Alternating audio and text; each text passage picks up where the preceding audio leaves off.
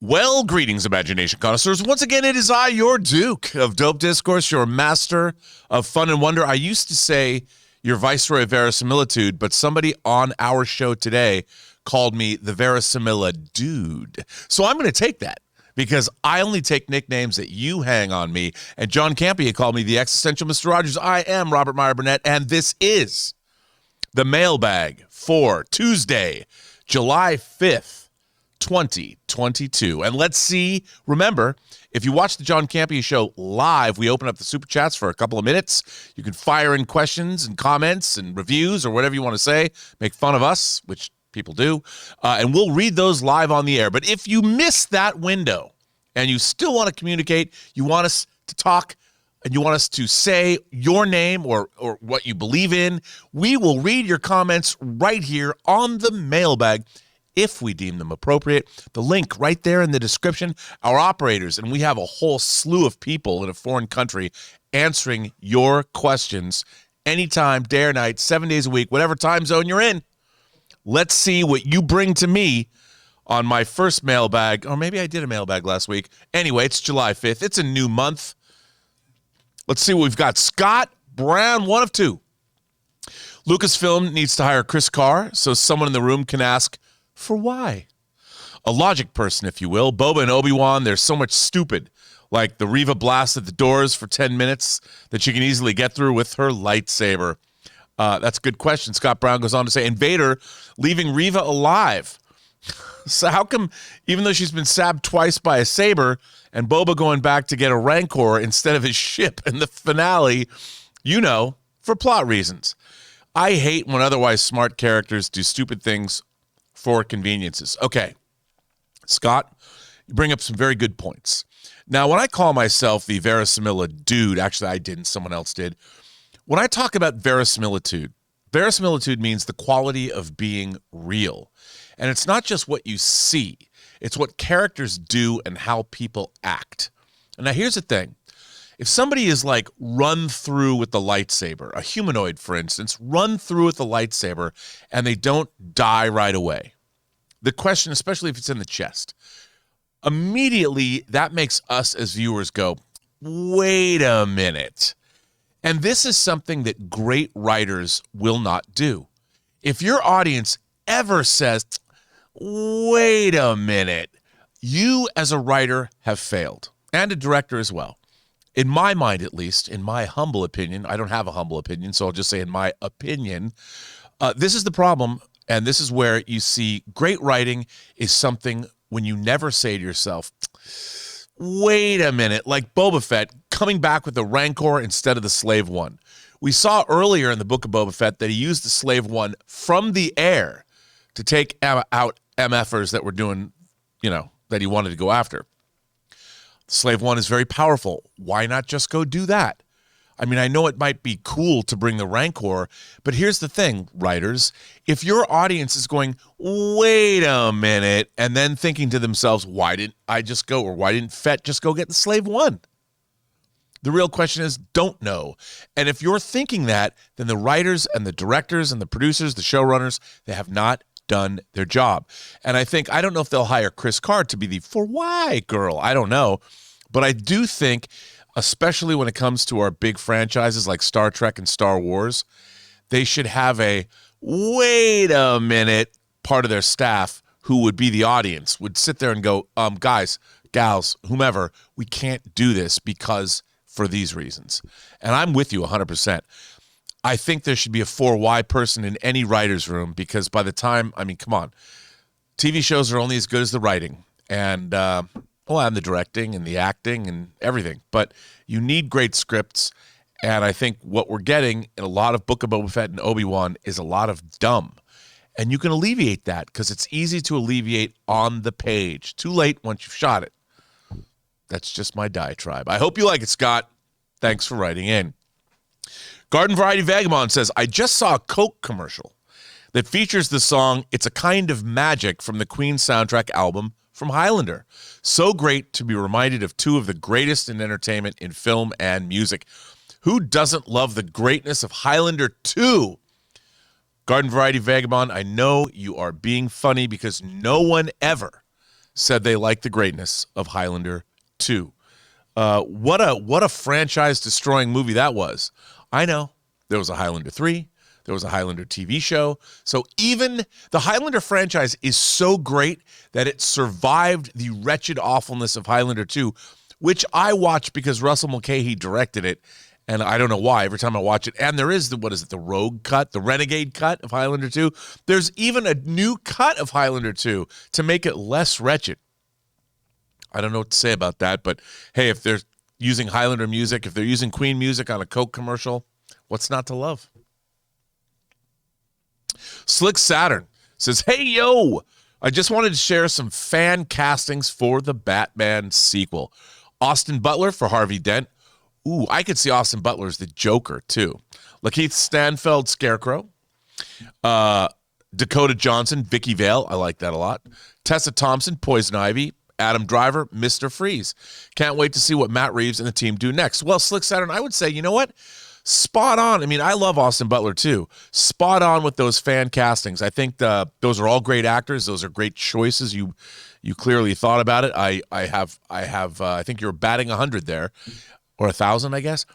Great choices. Again, you know, it's.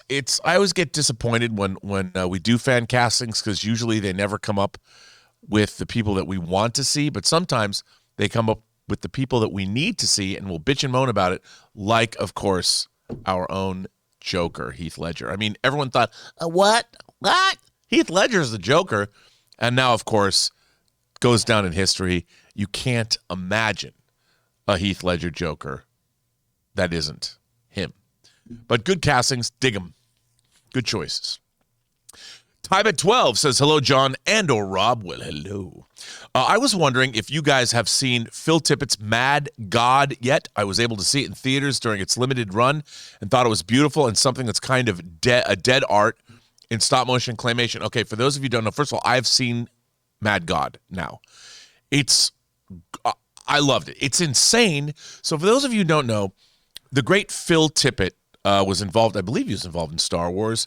He did things like RoboCop and worked on Starship Troopers. He also worked on Jurassic Park. He's one of the great stop-motion animators who've ever lived, following on the heels of people like Ray Harryhausen and others. And, of course, Willis O'Brien. He made a movie that he's been working on he worked on for 20 years called Mad God, which is a crazy, I mean, you have to see it to believe it, that takes place in this crazy underworld, gods, monsters. I mean, it is a tour de force of stop motion. The imagery is incredible. It is, as people would say if they watch my midnight show, it is metal. And I would recommend everybody watch it. I think I don't know if it was a Shudder that's airing Mad God. I'm not sure. I don't know it's some places airing it now, and I'm not sure where it's airing, but I recommend if you are a science fiction, fantasy, or horror film fan, and you like stop motion animation, like our viewer said, it's a lost art. You have to watch Mad God. Run, don't walk. I mean, it's just like Everything Everywhere All at Once, just like Top Gun Maverick. It is just a heck of a good time. You will enjoy it. Now, I'm sure it's not for everybody. It's a little weird. Actually, it's a lot weird, but it's so much fun to watch. And if you are a metal fan, you'll like it even more. Check it out. Jonathan Namila says, hello, John and Rob. Hello. I heard Disney is making a sequel to Cruella. Where does Cruella 2 go now? Maybe Cruella 3, the Cruella trilogy? Cruella is my favorite Disney movie in the last 20 years. Disney need more movies like this. Jonathan, I got to tell you, I was late to the boat on Cruella. I watched it streaming when I actually interviewed the costume designer who won the Academy Award this year. And I loved Cruella. I was very surprised at how much I loved Cruella. I don't know. I think you're going to see, Cruella gets older. She probably takes over the fashion industry. She becomes a dominant force. I don't know where it's going to go. I have no idea. Emma Stone was great as Cruella. I loved it. And I hope they make the Cruella trilogy because the world needs it. So I am with you, sir. Absolutely. 100%. Jonathan Mell comes back once more. And Jonathan, first of all, thank you so much for all of the support you throw our way. It's very kind of you. And I appreciate it. I know we all here at the John Campea Show appreciate it. Jonathan goes on to say, hello, John or Rob. Movie club suggestions are Backdraft, The Crow, Pirates of the Caribbean, Bumblebee, The Green Mile, Cruella, La La Land, Con Air, Cool Runnings, The Hobbit Trilogy, Spider-Man No Way Home, Hellboy, Be Kind, Rewind, Men in Black, Bring on the Filthy. Jonathan, all great choices. You know, I think when we do, I think the criteria for movie club is not only should they be great movies, but what movies would people tune in to listen to us wax rhapsodic about? And let's face it, people don't really on Movie Club want to hear my opinion or John's opinion. They really come for the opinions of one Ray Ora. That is the person that people watch our Movie Club for. Ray. You know it. I know it. We all know it. I mean, when I hear Ray Ora wax rhapsodic about a favorite movie or a movie he's never seen before, even the only reason I'm on Movie Club is to hear Ray on Movie Club. Ray, if you could do any movie on Movie Club, any movie that we haven't done yet, what movie would you want to do? It would have to be something I haven't seen. What that I'm interested in. I would really love to do Airplane. Oh, Airplane. That's we need a funny one. Great. We need a funny one. You know, Airplane just celebrated its 42nd anniversary. Airplane is still one of the funniest movies ever made. That would probably be like up there. That's it. That's all I can think of right now. Ooh. I mean, if there's any moon-based ones that I haven't seen, space-based ones that I haven't seen, which would be crazy, that's good that I don't know. There are. You know, I've seen everything from the Korg to all the Deep Impact Armageddons, all that's off the list. So we'll figure something out. But Airplane's a good idea. I'm a big fan. That's a good idea. I'm in. Count me in. Jonathan Mello comes back and says, hello, John and Rob. July 5th is my birthday. Woo. Well, this is today. We're doing this. Wow. We're doing this on your birthday. Did you ever see a T-shirt that says Hippo Birdie to use? It's got the animals. Hippo Birdie to use. I won't sing the whole song, but happy birthday to you, Jonathan. I will say, and many more. July 5th is my birthday. I'm going to go see Jurassic Park.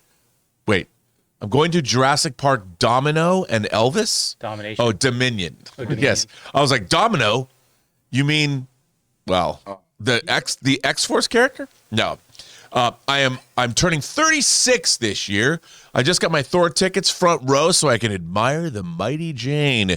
Mighty Jane looks extremely intimidating.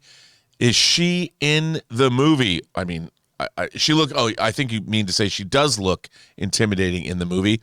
I think she does. I think she looks great. Well, first of all, congratulations on making it to 36. A fine year. I hope you're aging like fine wine. I mean, a 36-year-old wine is usually a lovely drop. So congratulations on becoming 36. You sound like you're watching Dominion, watching a little Elvis. Love Me Tender with dinosaurs sounds just like the perfect double feature. And, of course, seeing Thor. Congratulations, sir. I hope you have a great birthday. You're surrounded by friends and family. Don't drink too much. Yeah, don't do that. And again, from us here at the John Campea Show, a very happy birthday to you, Jonathan. And I'll say it one more time. And many more. So there you go. Well, Jonathan, you come back. You're so generous to us. John, Rob, do you think we get more Power Rangers movies? You know what? I wouldn't be surprised. I liked the last Power Rangers movie. It didn't do well. I think we probably will, because the Power Rangers I can't believe they've stuck around this long. I think we're going to see a new movie franchise with them as long as they keep making toys, as long as kids. I mean, let's face it, kids love, and so do adults. We love Power Rangers. Go Power Rangers. I'm sure we'll see more. Mark Nadal says, Korg and The Thing do a buddy movie, plus can't wait for Thor. Mark, I don't see how you could not. I don't know if they'll do a whole buddy movie, but Korg and The Thing must meet up. That is a necessity, and I can't wait to see Thor. Bring Thor on, people. Bring Thor on. Liam 102 says, hey guys, I just started season 3 of For All Mankind, and it has been one of my favorite shows of recent years, even though I have a big problem with it. which is Danny. I found him pointless in season 2 and was dumbfounded when I realized he was back. Oh, wait, it's probably right there. I bet it was the next one. To me, the show doesn't need to add drama for drama's sake. The show has more than enough interesting characters to focus on, and it is wasted on him. I still really enjoy the show, but I just wanted to add my 2 cents. Thanks. Well, first of all, Liam, I think that both Ray Ora and Ray, are you in agreement? Do we not need Danny Stevens? He's just there to mess everything up, I think, and I hate that because that's all his angle is. It's like the problems we're facing in mankind, for all mankind, is like more adult. Like there's a lot, and you throw a kid that's like childish, and man, and like he did do that thing, but come on, man, it's just that he's right. If he wasn't on the show, I wouldn't care. Like it's like there's nothing that he brings to the show that keeps the story going, other than messing up my dude, Mr. Baldwin, who's trying to get shit done. I agree. I think, look, the one thing that For All Mankind has always had is melodrama. I mean, when the Baldwin son died, they've always pushed the melodrama. Both of the Stevens sons have I think. Look, I loved at the beginning, the first episode of season 3, when Mr. Stevens saved the space hotel. I like that. But this idea that for 10 years he's been pining away for Miss Baldwin's to get back in her knickers, I don't dig that. I mean, we don't need that. And I think you're right. And I'm sure we're going to see more of the QAnon Stevens conspiracy theories about the moon or whatever, what happened on the moon. I know why they're doing those kinds of things. I don't think they need it. Unless they're giving young Mr. Stevens a redemption arc, or he's going to take. I see him as taking revenge on Ed because they still have a relationship. Him and his wife do, which is just, I don't like it. Yeah. But I agree with you. I think it's the one. It's like the Friday Night Lights murder, or the guy who fell off the bridge in the second season. I hated that. Hopefully they'll course correct, but I don't think so. But look, unless he either becomes a hero, which he already has, or dies heroically saving everybody, I'm in. But I don't dig him at all. Rob, can I add something to that? Please. Like, I love this show, but even in the first season, when that thing happens between Mrs. Baldwin and him, that was second season. Second season, I actually forwarded it through it. I don't know if I have some complex, but I hate that angle. Like even on Breaking Bad, when the wife went to go cheated on. Right. I just hate it because it's always like it's just not. It seems like on this show it seems cheap compared to what they're trying to do. Right. In the scope of things, right? I totally agree. Chicken Powder says when Ben from Umbrella Academy used his tentacle powers in the latest season, did any of you think that was his penis? Well, I definitely did. Thanks to the boys. Laugh out loud. Bring on the filthy. Well, I didn't think that, but now that you've mentioned it, whenever I watch, because I've only watched a little bit of Umbrella Academy season 3, it's now going to be Ben's penis in my mind. I'm not going to be able to forget about it, so thank you for that. That's all I needed to add more just flailing penis in my life. I thought The Boys was enough. Now I can't unsee what we have seen. What a bummer. Nate Dogg says, I just finished reading Easy Rider's Raging Bulls by Peter Biskin. I have read that book. I love it. And it's my new favorite book about Hollywood and filmmakers. Have you read it, John or Rob? And do you have a favorite book about Hollywood and filmmakers that you could recommend? Thanks. Nate Dogg, first of all, that is a great book. For those of you who don't know, Easy Riders and Raging Bulls is about the Mavericks that took over Hollywood beginning, with Easy Rider and all the way through the 70s. Raging Bull was kind of the end of that era. It is a fantastic book. There's incredible stories in it. Peter Biskin, he also wrote a book called Down and Dirty Pictures, which I also recommend. But movies, I mean, if you like movies about filmmaking and everything, there's another book that William Goldman wrote. It's a little dated now because it was written a while ago, but read it. It's called Adventures in the Screen Trade by William Goldman. If you've read Easy Riders, Raging Bulls, you'll hear a lot of the same names as you did in that book because William Goldman talks about those things. but it's another great book about Hollywood. So Down and Dirty Pictures and Easy Riders, Raging Bulls are great books. There's also a great book about my favorite movie, one of my favorite movies, All About Eve. All About Eve was the Best Picture winner in 1950. I still maintain it has one of the best screenplays ever written. It's set in a theater, but All About Eve has one of the great conniving bitches in cinema history. And Anne Baxter is phenomenal as the character, as Eve Harrington. And if you want to see a great, delicious movie with great performances and one of the great movies of all time, Best Picture winner 1950, yes, it's black and white, but All About Eve. And if you want to have a double feature of it, two of my favorite movies together, Sunset Boulevard and All About Eve, watch them together. I guarantee you'll have a delicious time at the movies, but both are black and white. I know, but they're old, but they're both great. Check them out. So there you go. Korea Got Soul says, hey, John Rob, have you guys been watching The Terminal List? It's pretty good. You guys should give it a shot. I was talking about that just today. I haven't seen it yet. That's the new Chris Pratt military series that's on Amazon Prime, I believe. Looks good. Definitely right up my alley. I can't wait to see it. I will be watching it. Korea Got Soul goes on to say, hey, John or Rob, I was watching Brendan Fraser's The Mummy the other day, and it got me thinking, will we ever see a gun-slinging, swashbuckling 30s hero like in The Mummy again, or is the dawn of the superhero too strong for now? What are your thoughts? Korea Got Soul, that's actually a really good question. I mean, it's interesting because after in the post Raiders of the Lost Ark world back in the 80s, we got things like the low-budget Alan Quartermain and the Lost City of Gold. We got a TV show called Tales from the Gold Monkey. We got a movie with Tom Selleck called The High Road to China. So they tried to do these. We even The Rocketeer was another movie that was set in the 30s, pre-World War II. And I think that, look, I really liked that swashbuckling adventure era, but I think, unfortunately, the kids today might not be into that kind of thing. And I think it's cyclical. All it takes is that somebody comes along and makes a Raiders of the Lost Ark and comes up with that kind of a character. And even, think about it. Raiders of the Lost Ark is 41 years old this year.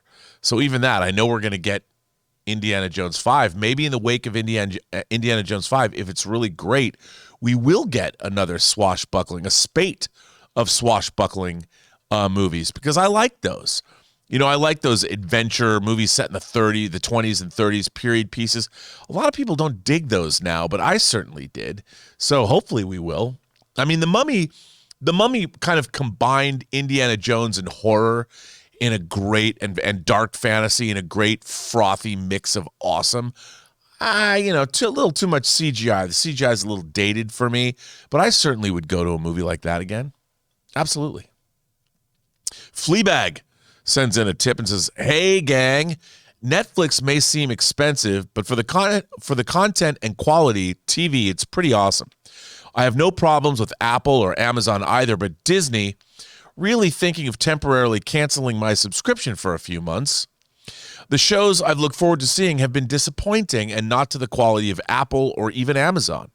I may just wait till more content is dropped and binge whatever they drop if reviews are good, and then temporarily cancel it again. Well, Fleabag, I think a lot of people are feeling that way. Unless you are a Disney fan and the rest, I think Disney is actually Disney Plus is a great streaming series, and it is the repository of all things Disney. So especially if you have kids, but if you're a Marvel fan or a Star Wars fan, you've got everything there at your fingertips to watch. If you like Disney animation, classic animation, a lot of it's there, right there at your fingertips. That makes sense. But if you're looking for just new stuff, I can absolutely agree with what you're saying. Drop it when there's nothing new to watch, and wait till something new comes back. That totally makes sense to me. I totally agree with you. And look, I too, to be honest, have found some of the Disney stuff wanting that I've really looked forward to, whether it's Book of Boba Fett or Kenobi or even Moon Knight. I was hoping for something different than Moon Knight. I was really excited, but what can we say? I don't disagree with you. The Sock. Uh-oh. I like how you dropped the other part of that. The Sock. I got a hardcover Nemesis for my birthday. Also bought Nightfall, Night Quest. When you say hardcover, the Nemesis comic book, because that's really good. It's basically about, how can I sum that up? It's basically about what if it's about an evil superhero. That's all. I don't want to ruin it for anyone, but it's really good and a lot of fun. I also bought Nightfall, Night Quest, Plunge, a horror graphic novel, Injustice Volume 1, awesome, a 4K copy of Rear Window, amen, and a double feature DVD of Black Rain and Fatal Attraction. It's good to be me. Those are what an eclectic mix of physical media you got there, both in books and movies. And by the way, I love that Black Rain and Fatal Attraction were two Paramount releases. I want to say Black Rain came out in 89 and Fatal Attraction came out in 87. Sound like Scott Mantz. What a great double feature of DVD. DVD. I own both of those movies on Blu-ray. But congratulations, a great haul. You're going to love Nemesis if you haven't read it. Report back and tell us what you thought. Good stuff. Callum sends in a tip. Hey, Rob, Paramount Plus just came to the UK, so I decided to watch all the Star Trek movies for the first time, as you keep talking about it every week on the show. I do think The Wrath of Khan is my favorite so far, and I am enjoying the heck out of it. Well, Callum, welcome. Welcome to Paramount Plus. I'm glad you're watching the Star Trek movies for the first time. I do think The Wrath of Khan is by far the best of the Star Trek movies in terms of the classic cast. And to be honest, while it wasn't designed that way, Star Trek II, Star Trek III, and Star Trek IV, The Voyage Home kind of create a informal trilogy. And all three of those movies work quite well together. I think you're going to have a really good time, and I'm glad you're enjoying it. But Star Trek II is pretty much the best of the Star Trek movies. It's not my favorite. Star Trek The Motion Picture is. I know. Wait till you see the director's cut when it's on Paramount Plus. Oh, it is. You can watch it on. Watch Star Trek The Motion Picture, the director's cut. Tell me what you think of that. Roberto Vasquez says, is Lightyear's poor box office in the U.S. and worldwide low because some parents didn't want to expose their kids to some LGBTQ scenes or storylines? I also heard it was banned in some countries because of that. Well, Roberto, I can't speak to what parents want to do with their kids, but yes, the film was banned some places because that. Look, for me, it was very mild, but I thought beautifully done. And, I grew up in a world where there are LGBTQ people in the world. And from my experience, because I've traveled quite a bit, they are everywhere. And I have absolutely no problem with the representation in Lightyear. I thought it was actually beautifully done and quite moving. And as I said, when we saw the movie at CinemaCon, I've said before, I teared up watching it. I thought it was a wonderful film. I really enjoyed everything about it. And I loved Lightyear, even though it wasn't as good as I hoped it would. The first half an hour I loved, but I totally understand where it's coming from. But yeah, it's run afoul of certain people because of its content. Chloe Fanning, our friend Chloe Fanning, you ever see an athlete carry some type of movie memorabilia with them for luck? I don't think so. For example, years ago, Dale Earnhardt Jr. used to keep Wilson the volleyball from Castaway in his race car during the NASCAR race for luck. Any other athletes come to mind? No, I didn't know anybody did that. That's awesome. Did Dale Earnhardt, did he buy the actual Wilson volleyball? Did he own the Wilson volleyball from the movie, or did he just have a Wilson volleyball? See, now I want to know, did he buy the prop replica of Wilson and have it in his car? That's hilarious. I can't think of any other sports figure that kept movie memorabilia for luck. That's got to be a trivia question somewhere. I wonder if there's a list on, I don't know, some Boing Boing or something. Athletes that keep movie memorabilia with them for luck. I don't know. That's a good question. Now I want to know. See, now I'm obsessed. I have to find out. But that's a great question. Didn't know that about Dale Earnhardt. Thanks for writing in. Anonymous says, I like The Boys and Umbrella Academy more than any Marvel show by a lot. If you feel similarly, can you point out what they're doing better? not forcing a shared universe, more R-rated scenes, and I hope whoever directs Fantastic Four is learning from Umbrella. But you know what? That's actually a very good question. I mean, both The Boys and Umbrella Academy are also based on comic books. But I do think the reason that those shows are more satisfying is because they are injected with more adult content. Now, I love the MCU, but the MCU cannot show certain things. There's certain sexuality, for instance. They really can't touch on sexuality, and because they're family shows ultimately. The Boys and Umbrella Academy can contain an adult sensibility that those shows can't contain. And also, The Boys and the Umbrella Academy, all they need to serve are their own interests. So the Umbrella Academy does not have to connect to a larger thing. And when somebody greenlights, whether it's Netflix greenlighting Umbrella Academy or Amazon greenlighting The Boys, they expect just those shows to be the best they can be. They're not serving any other interests. Netflix needs people to love the Umbrella Academy, so they want all that delicious content within the shows that make people come back for more. The Umbrella Academy is irreverent, it's offbeat, it's weird, and it has a lot of adult material in it. It can be exactly what it needs to be. Same is true of The Boys. If they want to lean into the filthy, they can. It has some really dark social satire in it, and I think it's really relevant. They're just more adult in terms of they have more adult appeal to them, and I think that's where they are, in fact, successful. So why are they better than Marvel? Marvel must serve Disney's overall interests as the Disney Corporation, whereas those other two shows don't have to. They can be whatever they're supposed to be. At least that's the way I see it.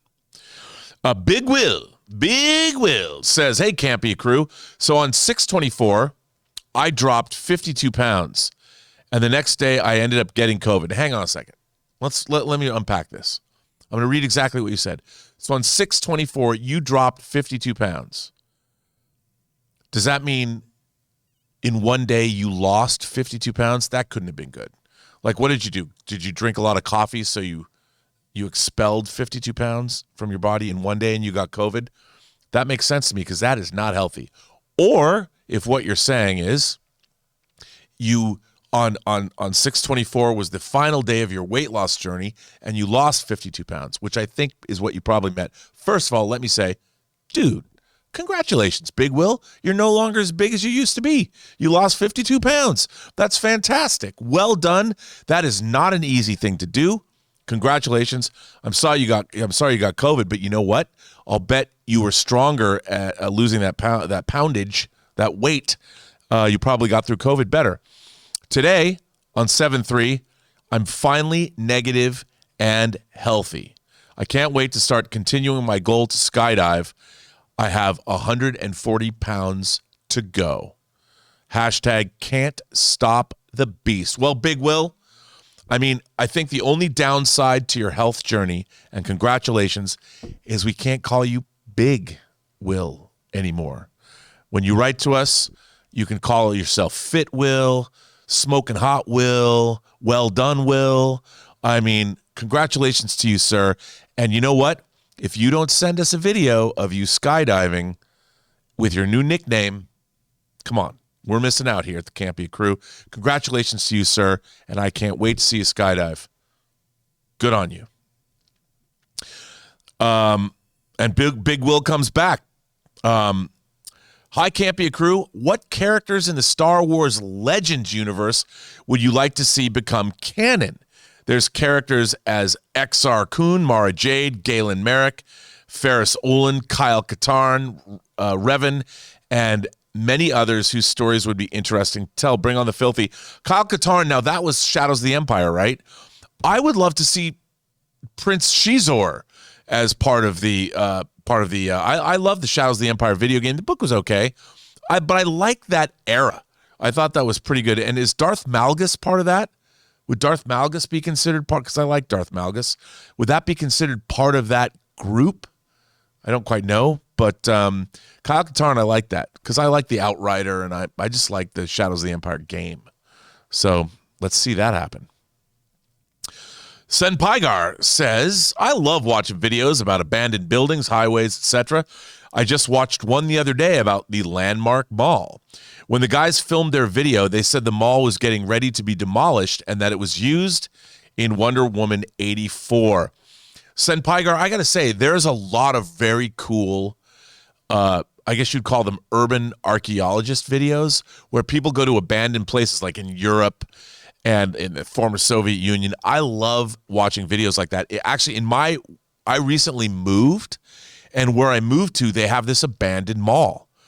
And they say they're going to knock it down, and one night I really want to go and sneak into that place and check it out, although I'm kind of afraid of what's in there, which is kind of why I want to go in. So I am exactly like you. I love watching stories about, old train stations or old buildings, shopping malls. I love that stuff.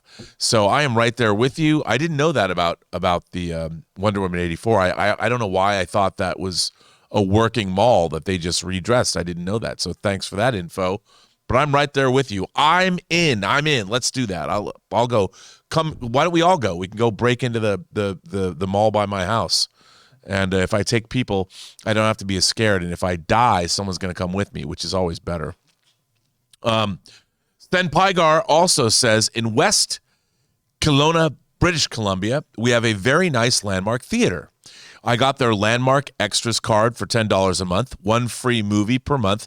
Unused get rolled over. 2 discounted tickets, $10.49 each per day. Average ticket here is $13.13. Also, 20% off concessions. Well, again, John would say that you're a good Canadian kid and you live in British Columbia, and of course Canada gives you those deals, you damn socialists. Congratulations. That sounds great. Plus, it's a Landmark theater, so you get to see a lot of art house fare. I would imagine if it's like our Landmark theaters here in the States, you get to see some independent goodness. And I would imagine first-run theaters as well. I'm from Seattle, so I began my drinking career when I was 18 up in Vancouver because you could drink. I went to my first World's Fair in Vancouver, and I saw my first show scan movie there. And, of course, I've worked in Vancouver on a couple of films. I'm a big fan of British Columbia. You folks, you're a good bunch up there. So congratulations on the Landmark. That sounds good to me. I want in. Chad Shreves sends in $10. So my recent obsession has become the cast recording for the Beetlejuice Broadway show. Amen. Have you guys listened to it? I'd actually rather they adapt the musical at this point than do a Beetlejuice 2. Chad, I have not listened to it, but first of all, here's one of my things about our audience and fans in general. I love the specificity of certain people's fandom. And saying that you've become obsessed with the Beetlejuice musical, I love that, first of all. Now, one, I guess I'm unaware that it was even done. Now, because you brought it up, I have to go listen to it. And you might get your wish. They've been talking about a Beetlejuice 2 for decades. But, right now they're making a musical film of The Color Purple. So Steven Spielberg's 1985 movie, The Color Purple, based on Alice Walker's novel, which I cried in, was adapted into a Broadway musical. And now that musical is being shot as a film. So I wouldn't be surprised. I think the idea of a Broadway, of a musical Beetlejuice is awesome. I mean, hey, if we're going to get a musical Joker, and Beetlejuice himself's a Joker, maybe we'll see that. And they're both Warner Brothers. So, hey, and I believe Color Purple is Warner Brothers too, I think. That could all work out well. So I'm in. I'm also going to have to go Spotify and see if that soundtrack is available to listen to, the original cast recording, because if you're obsessed with it, I'm sure I could be obsessed with it too. You didn't name me a signature song, so I want to know what that is. I don't know. I have to listen to it. Clay Woodley says, here are some great movies that I watched recently for the first time. Lone Survivor, Patriots Day, The Departed, Gravity, Black Hawk Down, Fury, Nobody, Wrath of Man, Shang-Chi, Lincoln, Bridge of Spies. Clay, that is one hell of a list of good movies. I like all those movies. Now, you know what? Next time when you write in, I'd love to know what you thought of those movies. What was your favorite? You know, I have to tell you, Lincoln, Spielberg directed Lincoln and Bridge of Spies. I saw Bridge of Spies in the theater, loved it. Lincoln was a movie that I didn't see in the theater, and I don't know why. I bought it. You know, I had the Blu-ray, and I had for a while, I had a stack of Blu-rays that I would watch. Every time I bought something new, I'd put it in the pile, and then when I watched stuff, the pile would... And Lincoln would always rise to the top of the pile, and I always stick it back in the pile. I'm like, I don't want to watch Lincoln. You know, Daniel Day-Lewis plays Lincoln. And for whatever reason, one night, I sat down, and I finally watched Lincoln. I loved it. I watched it every night for a week. I watched it, 5 times, 7 times, I don't remember. I watched it every night for a week. I loved it. I loved Lincoln. I loved his performance. I thought it was great. I'm like, what kind of idiot am I to have not seen Lincoln in the theater? You know what? Big idiot. Didn't go see it. Great film. So I'm glad. I hope you dug it as much as I did. But that's a great list. Mischievous Gremlin says, Stranger Things has a habit of getting people to like some music it has put on its soundtrack. I remember in season 1 and 3 when they gave attention to Peter Gabriel's Heroes, and now it has done the same thing this season with Running Up That Hill by Kate Bush. Yeah, you know, well, what I think is really interesting is that I of course, Running Up That Hill was on her album, The Hounds of Love, that came out in 1985. I bought that record in 1985. You know, I was a fan. I have a Japanese Laserdisc of Kate Bush videos that I bought probably around the same time that's got Cloud Bursting and Wuthering Heights and Babushka. And then, of course, Kate Bush was tapped by John Hughes in his movie She's Having a Baby when he put her song This Woman's Work in that soundtrack. So Kate Bush has been gracing, and people have been doing Kate Bush covers for 35 years. And I love it when a show set in the 80s like Stranger Things, which has a lot of young people watching because it's about young people, put in great music, you know, like Metallica. And of course, I love the fact that episode 9, the final episode, ended with Susie and the Banshees' Spellbound. I'm a Susie and the Banshees fan, and when that song came on, I'm like, yeah. Yesterday, we were at 4th of July fireworks, and Elizabeth's boyfriend, Elizabeth's boyfriend. I'm Elizabeth's boyfriend. Elizabeth's daughter, Zoe, her 21-year-old daughter, Zoe's boyfriend. This is not some Freudian slip. So Zoe's boyfriend, Jay, was playing Spellbound. And he was like, "This song's so cool," and I'm like, "Susie and the Banshees." You know, I think it's great. You know, when people are rediscovering this music, because look, say what you want about the '80s, there was some incredible music being made in the '80s. It was very diverse in terms of you could go buy Prince, you could buy metal, you could buy Europop, you could buy synth pop, you could buy punk rock, you could get Pink Floyd. There's just a wide array of bands that people were listening to. Depeche Mode, New Order, The Cure. I mean, there was a lot of great music being made in the 80s, and I love seeing it revived by a show like Stranger Things, which is great. Mischievous Gremlin says, I was wondering, did Javier Bardem lose a bet or something? Because it's very weird to see him in a movie about a singing crocodile. I don't know that movie, but, you know, I think... Look, he's Javier Bardem. If you know anything about him, if you know anything about his past, I think if he was given a script and a singing crocodile was in it, he'd be like, I'm in his accent. I think he's the kind of guy that he didn't lose a bet. I think he probably thought it was a good idea and would be fun to do. At least that's what I'd like to believe. Javier Bardem. Come on, man. He's awesome. Singing crocodile, bring it on. Casey, one of two. Hey, John and crew, hope your 4th of July weekend went well. Did you hear the goings around that actually happened in Minions theaters this past weekend? I did. I heard some people went to theaters in business suits, and other people went with yellow shirts and blue overalls. I also heard that a bunch of theaters were rowdy, like people clapping and cheering all throughout the movie. I never thought Minions was still popular, but I guess I was wrong. Casey McNatt is correct. I heard all kinds of reports that people turned this Minions movie into a Rocky Horror-esque participatory adventure. They came to cosplay. They came to party. They came to love this movie, dress as the Minions. I, too, was surprised by this. But you know what? I kind of like that it happened, and especially, bolstered by social media posts and things like that. You know what? Anything that brings people joy into their lives, I think it also fueled why Minions had such a gigantic opening weekend. All good. As long as it puts a smile on your face, how bad can that be? Not bad at all. And congratulations to Minion and Casey. The question is, did you go? It doesn't sound like you did, but I think it's cool. It kind of makes me wish I went. I wouldn't have dressed up, but I would like to have seen the spectacle. Although if people didn't shut the fuck up during the movie, I would have been pissed. That's just me, though. Sam Fisher says, I'm rewatching one of my favorite shows, Leverage, but I just learned that season 1 was aired out of order, and I'm already part way through season 1 on Prime, which has the show in airing order, not the real order on the DVD. It's really annoying, but highly recommended. Sam goes on to say, I highly recommend Leverage. It's basically Robin Hood meets Ocean's 11.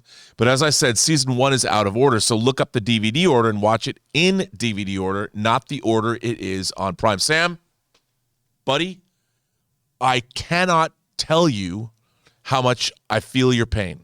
Now, what Sam is referring to is, you think most of the time now in the world that we live in, oh, you know what? Rayor is just opening up the frosted. He's opening up the frosted animal cookies, the animal crackers that no one had opened for weeks. He'd brought them in here, and he's opening up right now. Look, he's there. Hey, Ray, you got your camera's on. Come on, show us the animal cracker. Just show us the container. Show us the container. Come on now.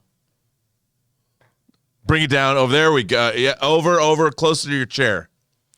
Look at that. Look at that. Now, could you eat one for us and just... Come on, man. Oh, man. Could you bring me one? Come on, man. Bring it over here. Give me an animal cracker. Come on, dude. I mean, you guys want to watch me because I'm going to talk about this, about the... I've been wondering. I don't usually like frosted animal crackers, but I'm going to take one. Mm-hmm. Let's see. Oh, man. Okay. These are pretty damn good. They got the white frosting and those little tiny candy balls right there. Fantastic. Now, let me tell you, there are two ways to watch television shows. Well, that we don't necessarily know about. There's the order in which TV shows are shot, and that's called the production order. And then there's the way that they are aired. Now, we would hope in our modern era of television watching, when you have a TV show, that there's only one order. But let me tell you one of the most famous shows that was shot a certain way but aired out of order. I'll give you one guess as to what that show is. That's right, Star Trek. The original Star Trek, the original series, had famously two different pilots. It had Where No Man Has Gone Before, which was the second pilot, and that was the first with Captain Kirk. The first pilot was called The Cage, that was rejected by the network, and that introduced Captain Pike. So the second pilot, which should have been the first Star Trek aired because they were wearing, the sets were a little different, the costumes were a little different. So the second pilot of Star Trek, which became the pilot that sold the series, that was actually the third episode of Star Trek aired. The first episode aired was The Man Trap, which actually took place after Where No Man Has Gone Before, but Where No Man Has Gone Before aired after The Man Trap. Totally annoying. And usually when you got a home video release of a TV show, they would correct that problem. They would alleviate that problem for the most part. So I feel your pain to watch Leverage out of order. I know what that's like. I mean, you could be institutionalized. It's so bothersome. You might go crazy. And I feel your pain because as a kid watching Star Trek, I'm like, what the hell is this? And then I finally learned the truth. So I do not like it when production order and how the show is supposed to be aired are different. Drives me insane. I didn't know that about Leverage. See, I've learned something new. I actually know the producer of Leverage. I'm going to call him up and bitch. Knight Rider 2000 says, hey, John and Rob, I was wondering, what is your top 3 favorite of all time book to movie or book to TV shows, and how well do they hold up to the books they're based on? Ooh, that is a specific but great question. I would say one of the great book to movie adaptations, the first thing that popped into my mind was The Shawshank Redemption. The original story was called Rita Hayworth and Shawshank Redemption, not just Rita Hayworth and Shawshank Redemption, and it appeared in the 1982 Stephen King collection, Different Seasons. That also has The Body, which was again turned into Stand By Me, another incredible movie adaptation. And I would say The Green Mile is another great book to movie adaptation. Carrie is another great movie to book adaptation, or book to movie adaptation, and so is Misery. All Stephen King stories. So those are some of the great ones. I would also say some of my favorites. A Clockwork Orange is another one of my favorite adaptations. Kubrick did a lot. Barry Lyndon, William Makepeace Thackeray, and Lolita, not quite like Nabokov's book, but he helped adapt the screenplay. Another one. Another great movie to book adaptation, or book to movie. I think Jaws is a better movie than it is a book. I think The Godfather is a better movie than it is a book. Those are all great adaptations. So I think To Live and Die in L.A. and The Exorcist might be better movie to book adaptations than the books themselves. But so there you go. There's a few. Check them all out. Report back. Logan R. says, I have been watching since I was in the 8th grade, and now I'm a senior in college. Oh, my God. I mean, I've been streaming with John since August of 2018, which means part of my whole life has just disappeared before my eyes while I've been talking to you like I am right now. Movie Talk inspired me to pursue filmmaking. Oh, that's amazing. I'm sure John would love to hear that. So thank you all for the inspiration. Do y'all think they've already started casting the Fantastic Four, or is it already done? Well, Logan, first of all, thanks for watching. I'm glad these shows can inspire you to go off and do something in your own life, pursue your own dreams. I mean, I think that's what all great entertainment does. A lot of people, going back to Star Trek, became scientists and engineers because they were inspired by Star Trek. A lot of people watch this show and are inspired to do things such as go to film school like yourself or pursue a career in filmmaking. We love hearing that. I think it's fantastic. So congratulations. And why have I just forgotten your question? What was the question you asked? Oh, the casting of Fantastic Four, right. I suspect that Fantastic Four is already cast. They already know. Now, why I think that? Because they pre-planned stuff. They already announced Fantastic Four. I think it's already cast. I could be wrong. But I wouldn't be surprised if it is, in fact, already cast. They just haven't announced it yet. I think it is. I don't have any reason to believe that other than the fact I understand how Marvel works. I think, yes, I think they've already cast the 4 characters. I really do. Jack V says, hey, John, I just started watching your show, and I love it. You mentioned Henry Cavill is your favorite Superman, but I'd love to hear I'd love to hear what you think of my personal favorite, Christopher Reeve. Thanks. Well, Jack V, I got to say, I mean, I was in the theater in 1978. I think I was 11, and I watched Superman the movie the weekend it opened. Christopher Reeve. Now, I was a big fan of George Reeves, who played Superman Clark Kent on the Adventures of Superman TV series from the 50s. I grew up with that as a little kid. I loved that show. But watching Superman the movie, Christopher Reeve became my Superman. That movie is great. I love that film. When he meets Lois outside on the top of her deck and he sees that she's wearing pink underwear, come on. The thing, you know what I loved about Superman? Christopher Reeve's Superman, he was a baller. He was of course a nice person, a great human being, but he also was like, hi. He encompassed everything. If I could be any dude in the world, I'd want to be Christopher Reeve as Superman and Superman the movie. And remember, I mean, he did lose his powers and got Lois Lane in Superman 2. So he's the man. So he is. I love Henry Cavill as Superman, but for me, it's always going to be Christopher Reeve. Although I have to say I have more Hot Toys figures of Henry Cavill than I do of Christopher Reeve because they actually made 2, but I didn't get the dirty Superman for Superman 3. So I only have one. Pete says Russo brothers for X-Men and Duffer brothers for Young Avengers. I like that, Pete. That's pretty good. I think that's a great idea. I mean, look, I think I have to say that Duffer Brothers, I believe, wrote and directed all of season 4 of Stranger Things. I thought they did a great job. I love the writing, and I thought the direction was quite good. They moved the camera a lot. I thought it was really dynamic. I wouldn't be surprised. Although, you know what? Here's the thing. The Duffer Brothers are their own creative force. They're their own Kevin Feige. I don't think they'd work for other people. But that's just me. D.A. Rius, movie guy, sends in a tip and says, hello, John and crew. With the passing of William Hurt, rest in peace, could the MCU bring back Thunderbolt Ross if the story calls for it? Could they recast Sam Elliott back from the Ong Lee Hulk? The man has talent and the stash. Or does Feige hold bad blood? You know what? I think that's actually a great idea. I don't think Kevin Feige has bad blood. I mean, remember, Ong Lee's Hulk was made before the MCU. And just because Universal still retains the rights, that wasn't Ong Lee's fault, nor the cast. I mean, I would love that. I think that's a really great, very elegant solution. And now that there is a multiverse, I think that's a terrific idea. I love that idea. I love Sam Elliott. I don't know if you'd keep the stash. You might have to trim it back because it's not exactly regulation. But I think it's a really good idea. And that voice, come on now. Who wouldn't love that? What do you think, Ray? Sam Elliott?